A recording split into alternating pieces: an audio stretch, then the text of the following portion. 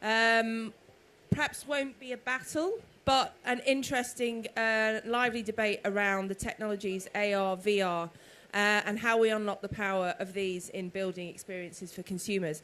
James Harris, Chief Digital Officer, is going to moderate the session today for us. But let's kick off with a little bit of inspiration.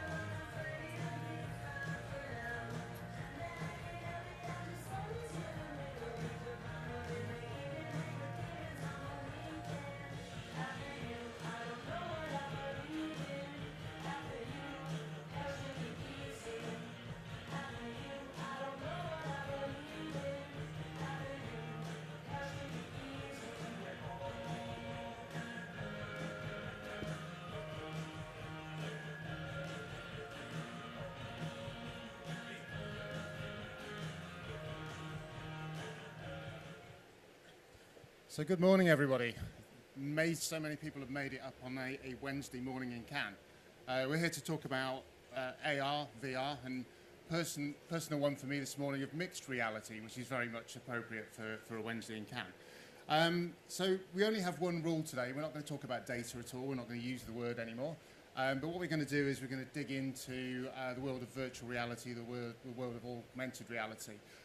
Really exciting, as you can see from the video, but also very complex, very difficult to say which way do we navigate. So I'm going to ask my esteemed panel to help me now to get into that. So I shall introduce in no particular order. Firstly, we have Angela Steele, who is the Chief Strategy Officer for Carrier USA. If you would like to take a seat, Angela. We have Tracy Spiegelman, who is the Director of Global Media for MasterCard.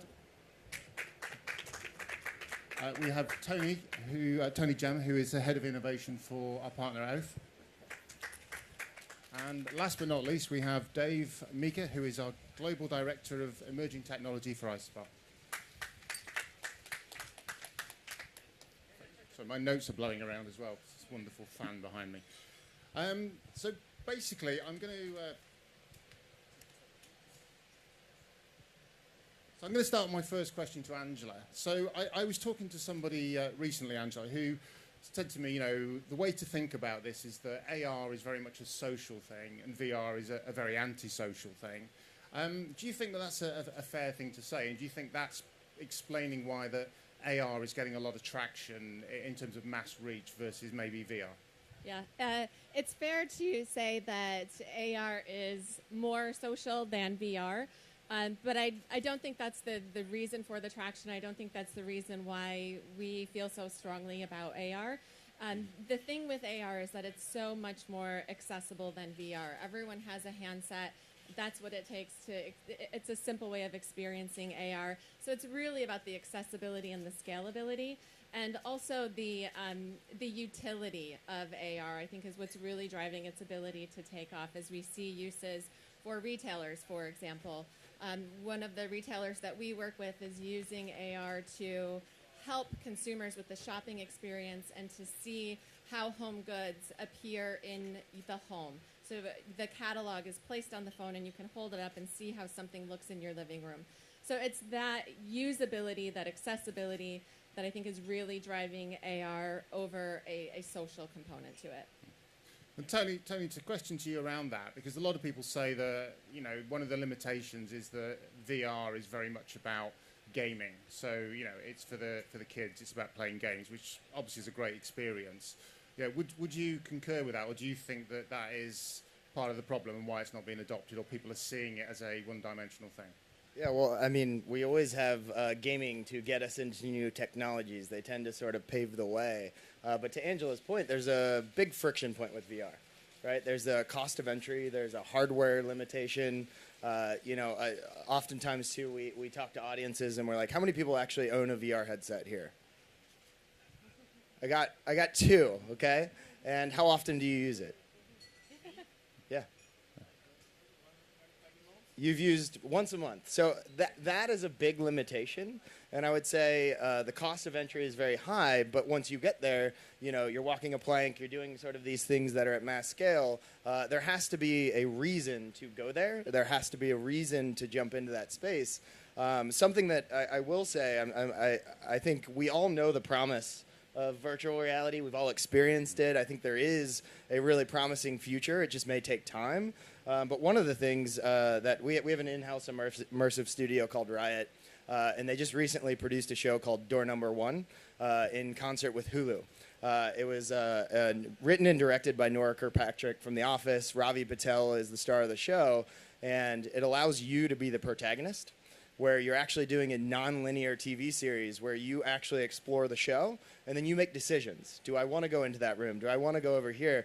And the possibilities are endless. So there is this very promising future, but there's got to be a reason for consumers to actually go in at mass scale. Yeah. Dave, what's your view on it? Because obviously you sit very heavily in the content side. So to your point, the problem with the adoption of VR headsets is lack of compelling content. No one wants to watch, and I want XYZ brands overly branded experience. What they do want to watch is things that are like episodic but like if you take an approach like Netflix takes to creation of content. I'll let you have one strike there with the word data.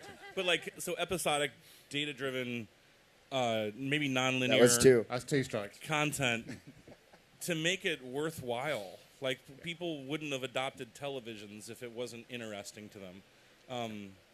To the point on social, I mean, Zuckerberg's entire play with VR is around social VR. So whoever told you that VR is not social should just, look at the internet and look and determine what the future looks like.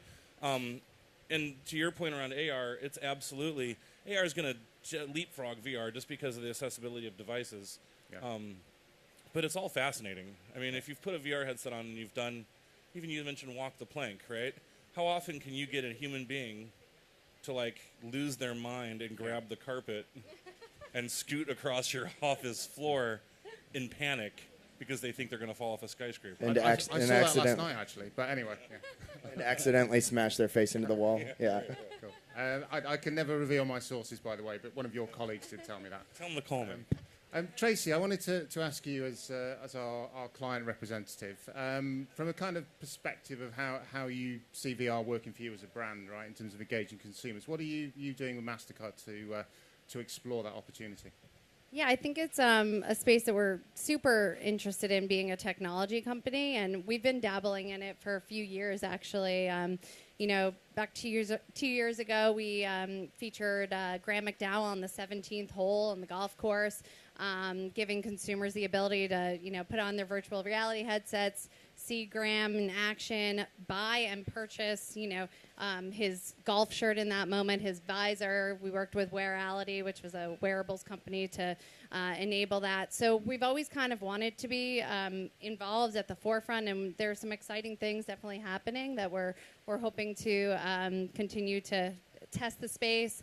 I think it's got a lot of potential. I think it's almost like the year of mobile. Everyone says like, oh, is this the year of mobile? I think we're finally there. I think maybe that 2018 is the year of mobile, but I think we're going to be saying, is this the year of VR? Is this the year of AR for a little while? But I think we'll get there. I think there's a lot of intrigue in the space, and a lot of cool companies doing really intriguing things. So. Yeah. Actually, it's interesting you're talking about mobile. So for me, I think, question to any of you guys, one of the challenges, I think, is the focus on mobile, right? I often talk about mobility and not mobile. Do you think the fact that a lot of this is building itself around mobile phones, as you might call them, is a challenge? Is that limiting what we're actually designing for because we think it has to be a mobile phone experience? Tracy, you can... Yeah, no, I think it could be limiting. I mean, I think AR is certainly more tied to mobile, obviously, than VR, but Yeah, there's so much more than we can do beyond mobile. I think even with television, there's a unique opportunity there. So I think it would be limiting to say it's strictly a mobile space thing. There's a lot more we can do with it. Yeah. I think I think the root of all of this, right, is this idea of 3D. Right. That's kind of the root of everything. We live in a 3D world. Our experiences are in 3D, but our digital lives have been, confined to a flat screen. So I think mobile is going to be a starting point, and it's going to be a really cool one that we can actually start to use that as a tool because we already have that in our pocket, right? Yeah. And I think there will be a day when we have technology that's a little more rooted in us that maybe doesn't look so funky, where we start to experience these things in real life. And I think if you look at a child right now and, they're looking at a space where there's a digital 3D object, let's call it a hologram, and a regular object, they're not going to understand the difference. And that youth are really going to be, the natives that are going to be using this concept as if it were reality. And I think that's where we start to get into a space that gets really interesting, but that's going to take some time. Actually, that's an interesting question. Maybe if I can pose it to you, Angela. For me, one of the challenges, we use the word digital a lot, and therefore we assume this is a digital thing. I think it's a very interesting thought because we kind of live in a real world, right? So how are you navigating that challenge of not putting it in that silo, which I think could be part of the problem? Yeah, well, I think that's a critical thing, and this is, like, if we're using the comparison to mobile, having worked in the mobile space in early days, it's very similar in that we can't think about it as its own channel of it's part of digital or it's this mobile space. Mobile was best used when it was in combination with other media as a means of enhancing or expanding or complementing. And I think that's the case with AR as well, is it's best when it is enhancing what we're doing in the other channels. And that's part of, like, through the way that we work in Cara, solution is one of the deliberate phases of our planning process, and that's because we're thinking about what are we solving for, what is the idea, and that's where we can position AR or VR as part of enhancing that consumer experience and delivering on the business objective, whether it's making the shopping experience easier, better, helping with decisions, but there's utility and in the use of AR, and I think for us it needs to be about what is the solution, and then how does that work with all channels, not this as its own channel or living with digital alone. Yeah. And do you, Dave, maybe a question for you. Are you seeing clients navigate towards looking at it as a wider thing, or is there still this focus on designing AR mobile solutions? We're with AR Kit and AR Core coming out from both Apple and Google. People hear that, they go, "Oh, they're on board now." So they are coming to us and saying, "We want an AR app." Which is weird because what I prefer to do is back them up and say, like, well, what are we trying to do, right? It's a component that can fit into whatever else you're doing. I'll use the term ecosystem for all of your digital stuff, but picking a technology and then finding a problem that it solves is the wrong way to do it. Yeah, I will say that there's also a million freaking amazing things that you can do. But you have to understand the possibilities of the technology. So trying to build a Microsoft HoloLens app that you use outside isn't going to work, right? Yeah. Trying to build a VR experience that's not 360 video but rendered in real time like in a game engine is amazing, but it's get ready to spend some money, right? And so understanding all of that in order to then say to a client, let me counsel you on the best approach here, is, I think, the way we approach it. To add to that, a great example of work that your team had done is you had said it's really about what are we solving for. One of our joint auto clients had a challenge that they were launching in new markets and didn't have dealerships. So what do? Worked with Cara and Isobar, worked together to develop a virtual showroom using VR, but we've been talking AR, but there is a business problem we were able to solve for a client with VR and creating a virtual showroom experience that allows that experience to be scalable without the real estate investment, without shipping automobiles. So if you take it back to what is the problem that we're solving for and use that as the starting point as opposed to we want to do something in VR or we want to do something in AR, it's about the solution, and that's the starting point. And I'll give an example on the AR side. We met with a client a couple of weeks ago, and this kind of helped me understand even just the power of the utility of some of these technologies. They said, listen, we've got this like massive problem with returns on a specific product right now, and we just feel like people don't understand what it's going to look like in their home and don't understand the size and capacity of it. They're like, we really want to be able to allow them to place it in their home, and we think that'll reduce returns. So for us, that was like kind of a watershed moment to say, oh my gosh, like think about the utility of being able to like place it there, know exactly what it's going to look like, so that when you actually get it, there's no surprises. And I think from our side, the importance of that is making sure that the product you're placing there is reflective of the real product, which means that you have to have very high fidelity, very high quality, imagery and experience to match the real product. Can I add something to that? So this is the way I think everybody should be thinking about this stuff. So in your use case, we have a client. They want to educate consumers on how their product fits into a physical space.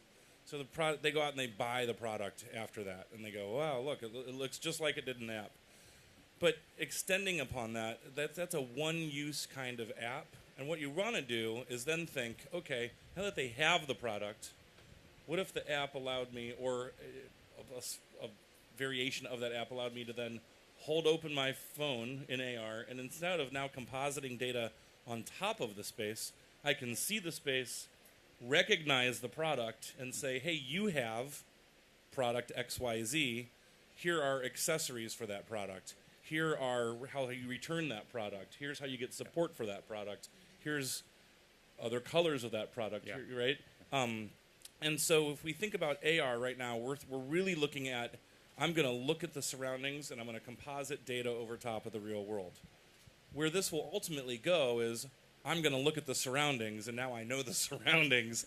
I'm a computer, and I'm faster and smarter than you. What do you want to know about your surroundings?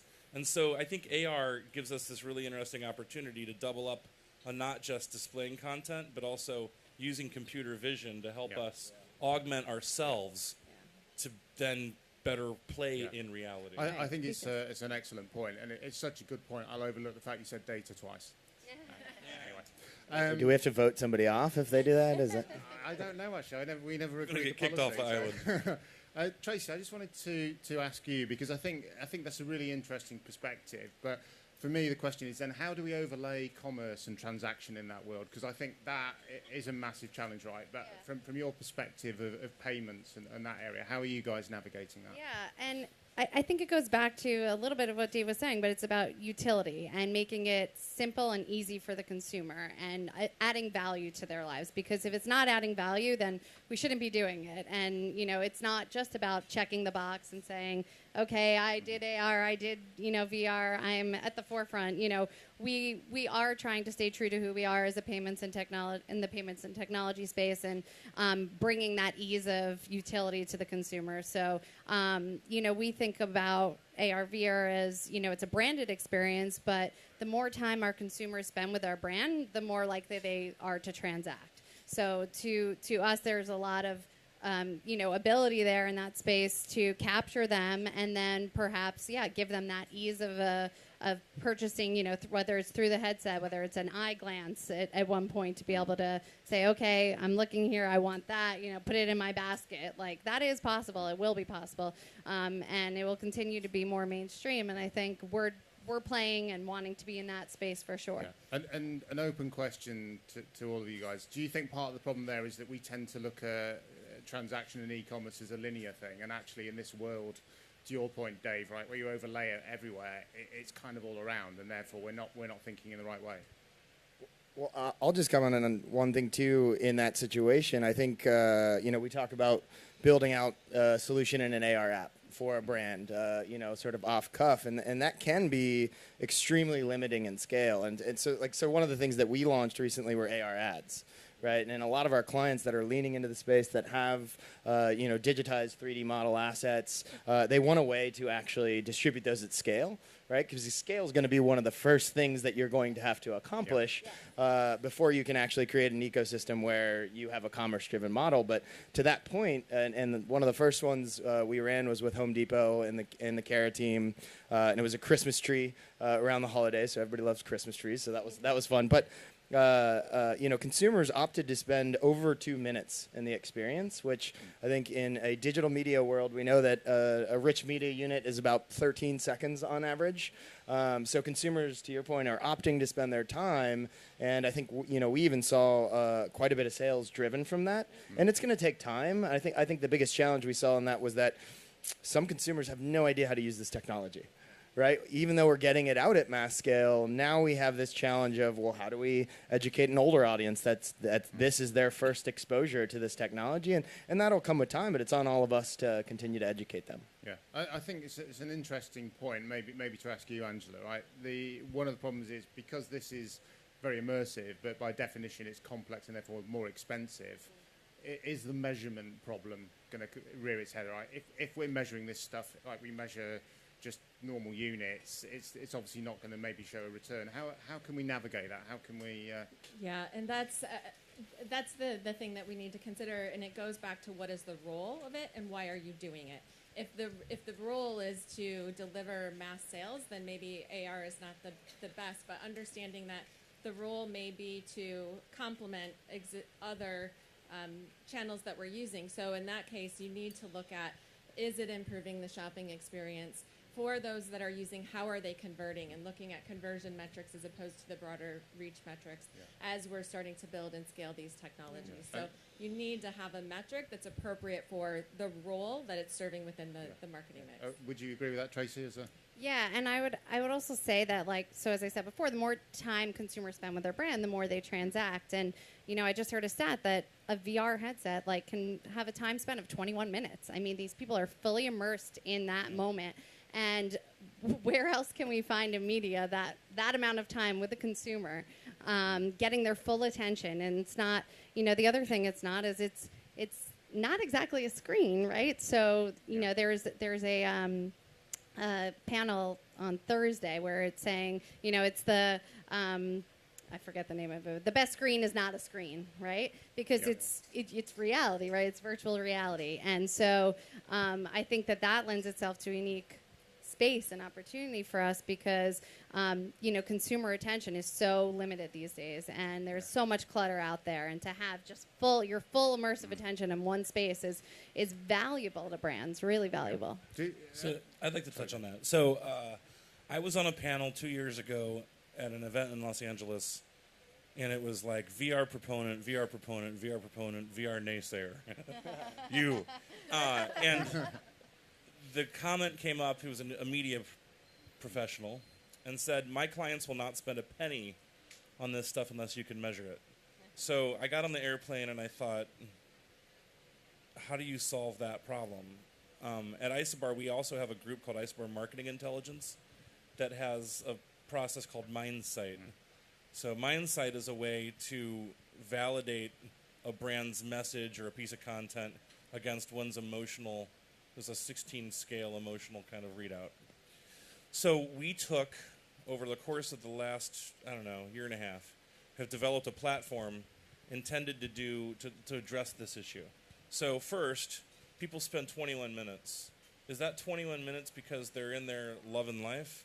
Or are they trying to figure out how the hell this thing works, right? Question number one. Question number two, auto dealership. I don't want to make this application real salesy, right? I want to make it a good kind of sort of game-like, real feeling experience. When do I know when to make it salesy? Like, when's the trigger point? When are you, and we know, right, from in-market advertising and for automotive, that when you come into a dealership and you get behind the wheel of that car, you're way more likely to buy that car. So how do I know when to convert you from a experiencer to a shopper? And so what this platform can do, we actually run both user experience tests inside of it to make sure that what we're building makes sense to people. Example on that was we had developed an application for Wyndham Resorts, or Wyndham Worldwide, and there were test users that were taking forever to move from scene to scene. When we went and looked at the data, we can actually put headsets on and go in and watch their experiences and have an emotional recording, because we're measuring 9 different biometrics. Because we have a team of neuroscientists that actually process that data and then package it up, and we can go in and watch people move around. Well, people were just like, hadn't used VR before, and like there's part of the thing where you can like throw coconuts. They were just loving life, throwing coconuts around. They weren't frustrated. You have to, right? But there's other users who were off in a corner, couldn't figure out how to do something, and you can see their emotional scale was different. Yeah. So now we're also being able to use that with miniaturized biometric reading stuff. Yeah. So in a real out-of-home kind of experience, could tell when a customer was at the right emotional place to then switch the content into sales mode. Yeah. Now, hey, take a test drive. You sure want to take it, right? So this is really at its infancy, and when you look at the rig we have, I mean, the testing rig's $80,000. It doesn't scale. Yeah. But give it a couple years. We've had conversations with all the manufacturers. They're going to start working pupillometry and eye tracking and other things all into these headsets. And the headsets, we have this conversation about VR versus AR. We're just going to have, I guess we could then go back, we'll finally be at mixed reality, where it's just, it's a dual mode kind of device. Yeah. I'd love to explore the devices in a second, but just before that, Tony, question for you, and putting you on the spot very much. So as a scaled media partner, right, how do you take something like that $80,000 technology? Because I actually think the emotion thing is really clever, right? And I actually think that's the future. How would you, as a media owner, help us to scale that? Because obviously, scale is a word I've heard as much as data this week. So how do we scale it? Yeah. Well. First of all, I'd love to get access to all of that. That sounds amazing.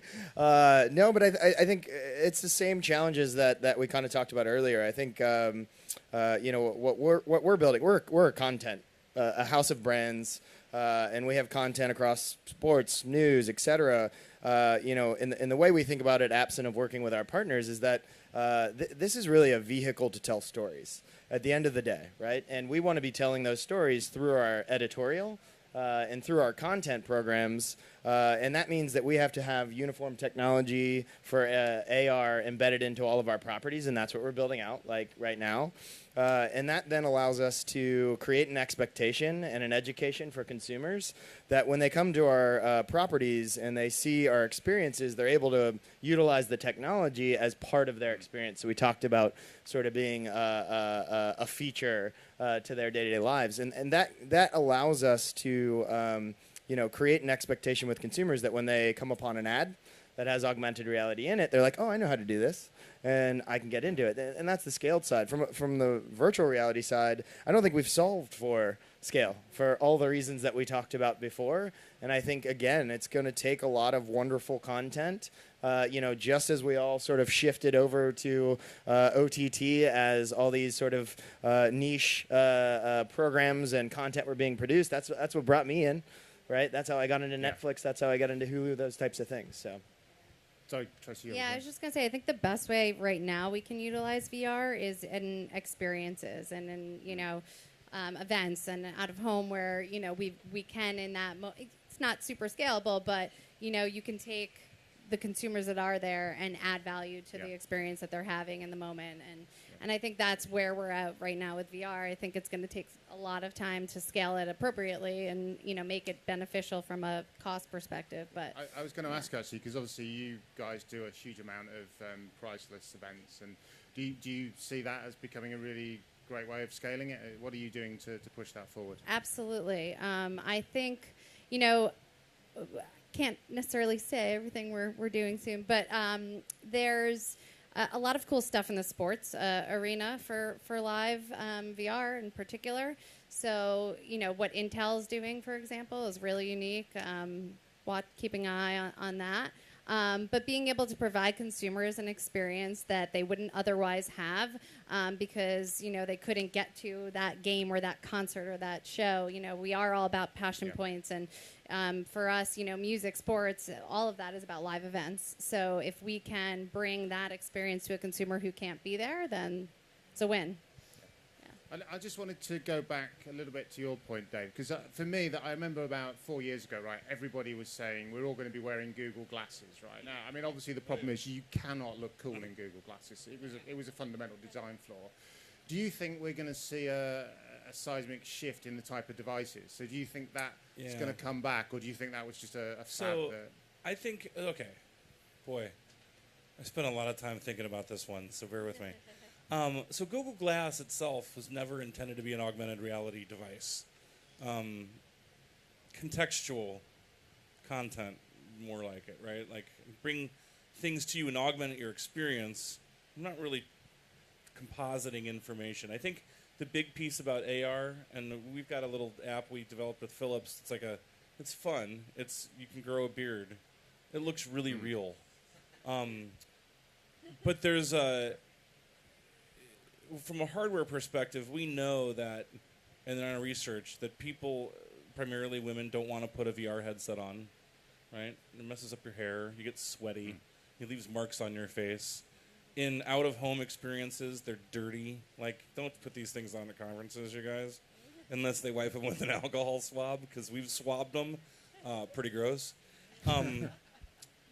There's companies like ODG, Austin Hofheiser Design Group, that makes a thing called the ODG 9. It's not out yet.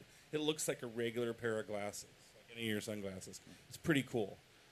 We've got the promise of what Magic Leap is doing, but that's still a big form factor. The problem we have is that, it's a fundamental computer science problem. We're trying to render content in real time the same way that when they make movies, and if a lot of people are used to long-form entertainment, you use 3,000 servers to render a scene, We're trying to do that in real time on the device's processor, which leads to it being very hot and not lasting very long. So you could have a really killer VR or AR glasses that'll last 4 minutes and leave red marks on your head. So it's a computing problem we have right now, which is why when you look at Magic Leap's device, which is freaking amazing from a content perspective, still has like a waist pack computer you have to wear around with you. Yeah.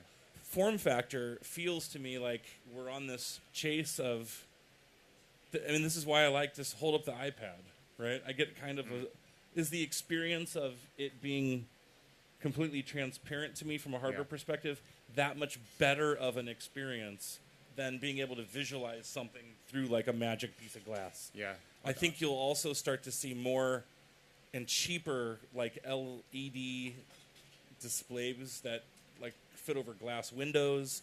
And I think the real holy grail here is 3D projection systems. I was going to ask Tony, because when I was at CES recently, there was some hologram technology. Now, I remember being a little boy watching Star Wars with the little R2-D2, right, with that. And they were saying, no, this is going to become a thing. But every time they say it's going to become a thing, it doesn't seem to become a thing. So I suppose my question is that an area you guys are playing in or thinking about? It is, and again, I think, so the areas we're playing in is still more about how do we tell stories with the technology in a way that makes sense. So we just produced something that dropped at Sundance called Terminal 3, and it was this really emotional experience about sitting as a U.S. Customs officer, wearing a HoloLens glass, interviewing somebody entering into the country, and the hologram was faint.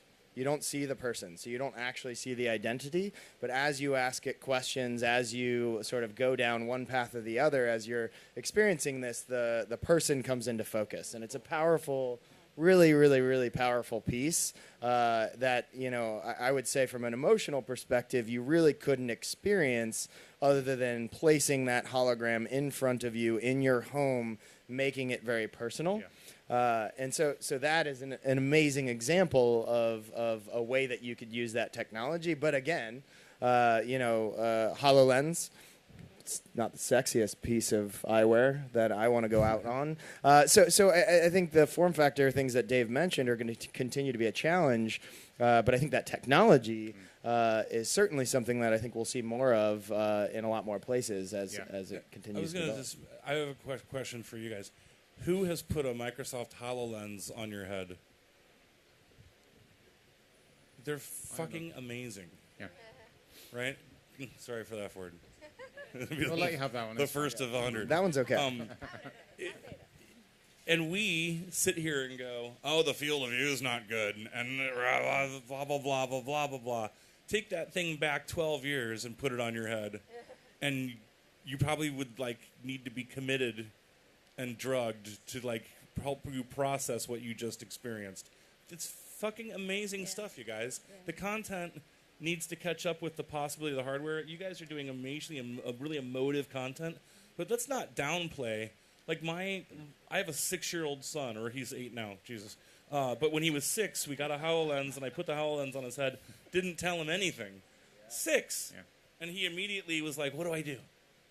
And I said, just reach your hand out and, just select something. And in 30 seconds, he picked the Robot Wars game. And I have a video I posted online that has, thousands and thousands of views of him running around, battling these robots. I hope you monetize that. I didn't, but it's just amazing. I mean, this not downplay. There's downsides, and we have scale problems, but holy shit, we have come from 5 years ago into these giant things into just amazing capabilities that we should embrace. The word that you all keep using is content, and that's the thing I think for us to keep in mind is the content and the storytelling. Yeah. And as marketers, we have all of these new devices and ways of experiencing content, but it should start with what is the content, what is the idea, and how does that play out on all of the screens, all of the devices, all of the interfaces that exist, and you can just make that experience richer and more valuable or tailor it to the environment where it will be consumed. But that's, I think, the core thing for us to come back to, because it can be a little overwhelming. How do I design for, is it hologram, is it AR, is it VR? Content. Let's start with the content, start with the idea, then how do we customize it for where it will be consumed? Yeah, and I just learned that Daydream, for example, is only 41% of what the human eye can see naturally. So it's so interesting that there's still so much room for growth in this space. So it's only going to continue to get more high resolution and more immersive and more engaging. And it's pretty kind of remarkable to think about when we've already seen. Do you think that part of the problem is also the language we use? So we talked about mixed reality, right? Jokingly, but is it that because we talk about AR, VR, are we actually asking the wrong question here, right? Are we saying a battle of the realities when it shouldn't be a battle? It's not a battle. That's what we were talking about before the show. We're like, I don't want to pick sides.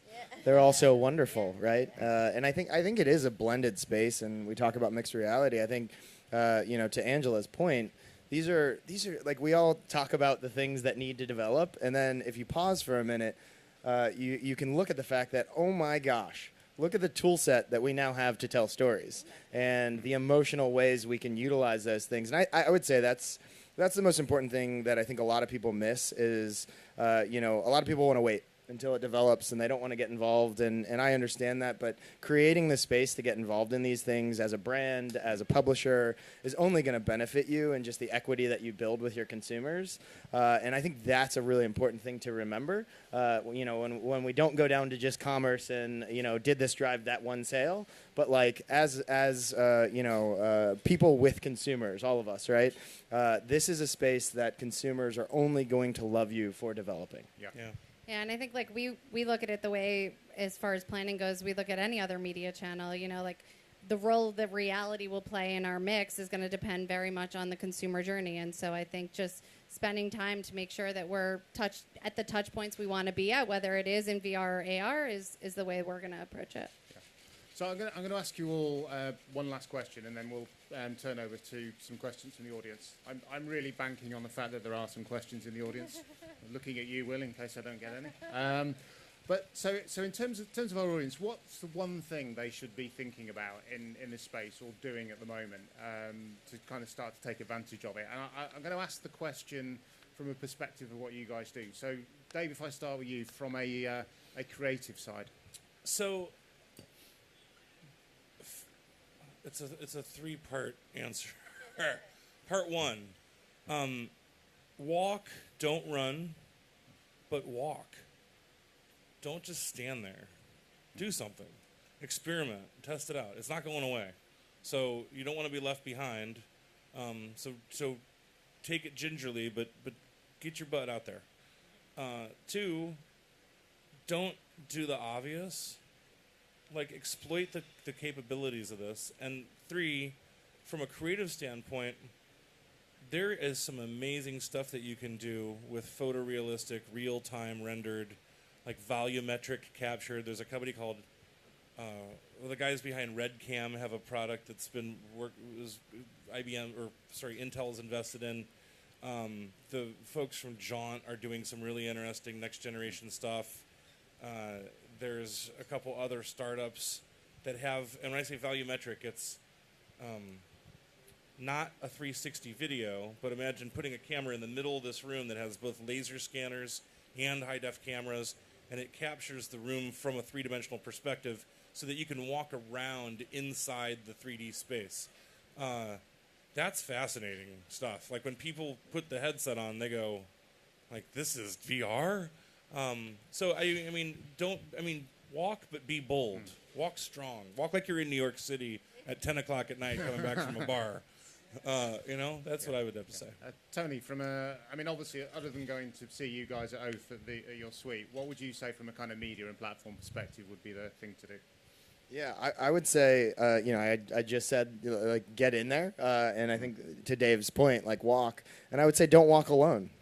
There's plenty of people that are willing to help you along this journey. I think a lot of people think it's sort of out of reach. Like, oh, we're behind, or we haven't done it yet. And, like, you haven't missed the boat. Like, there are stories to tell and ways to tell them authentically for your brands, for your consumers. And find the spaces to tell those stories and start walking. I agree with that.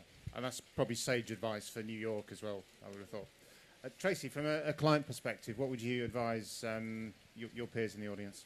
I think it's just keeping the consumer front and center and recognizing that it's about them and providing that utility and not doing it for the sake of being a brand to do it. And I know I already said this, but I think it's really important that it's authentic and real but I do like the idea of testing. Like, I'm not saying that brands shouldn't play in the space if they're not 100% comfortable with it yet, but I do think you should just keep the consumer front and center when you're thinking about the experience you're going to create. Yeah, building on what Tracy said, we need to put ourselves in the shoes of the consumer. So first of all, use it. If you haven't used these technologies, do it so that you know what the experience is like, and get your teams to do it, because then you really understand. And then that takes us to, if we're developing solutions, it helps us understand, would you as a consumer really use this? Would you want to experience it? Because that's the lens through which we should be addressing it. Not, is this the cool thing to do as a marketer, but is it a good experience as a consumer? And is it delivering a solution for the consumer on behalf of the brand? Yeah. Dave's who's doing something with augmented reality now for me. I think I agree very, very much with that last point, in the sense that we talk a lot about senses. So we talk about the idea of moving from singular to sensory, and I think for me that's the interesting challenge, because we do have a market which is very dominated by single design, reach, etc. So I would very much agree with that, and I agree with the other points. So I'm going to turn it over to the audience for any questions. While we have such an esteemed panel, they may all be holograms. You don't know this, but if you have any questions.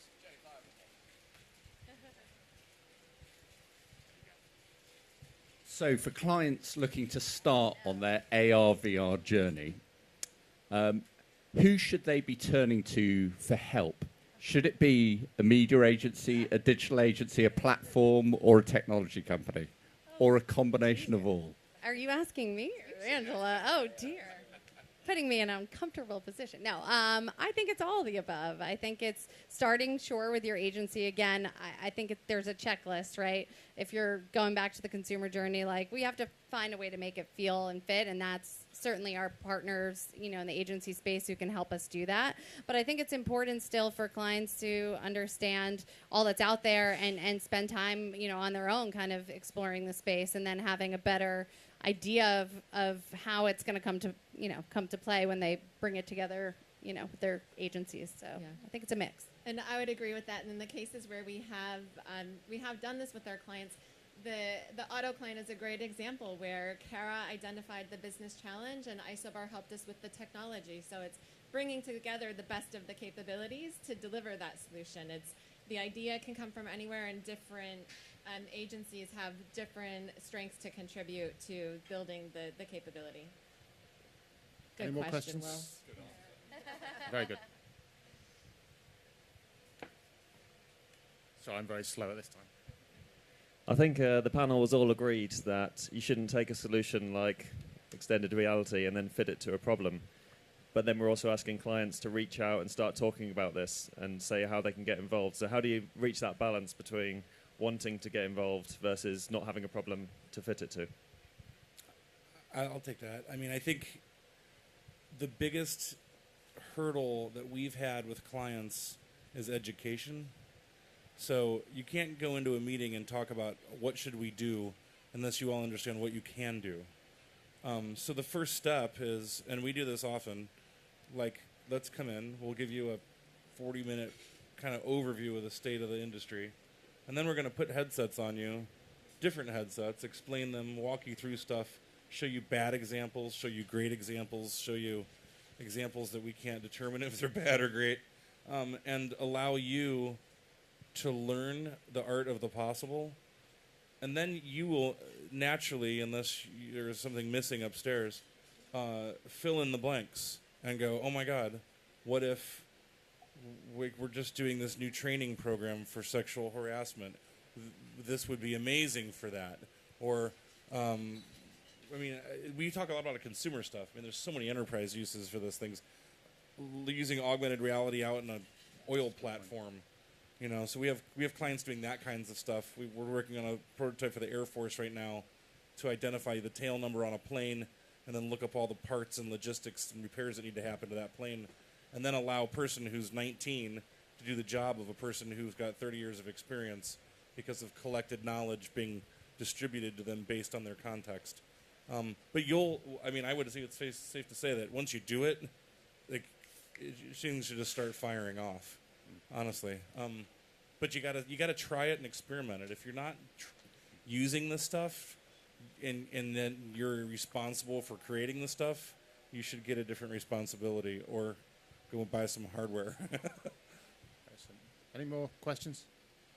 So I'd like to thank firstly the audience for all coming at 9 o'clock on a Wednesday. As I said, fantastic effort. But I'd also very much like to thank the panel. I think some really interesting insights there, and I think in summary it's not about a battle, it's about actually everything, but it's about getting in there and trying it. So thank you very much for everybody's time. Thank you.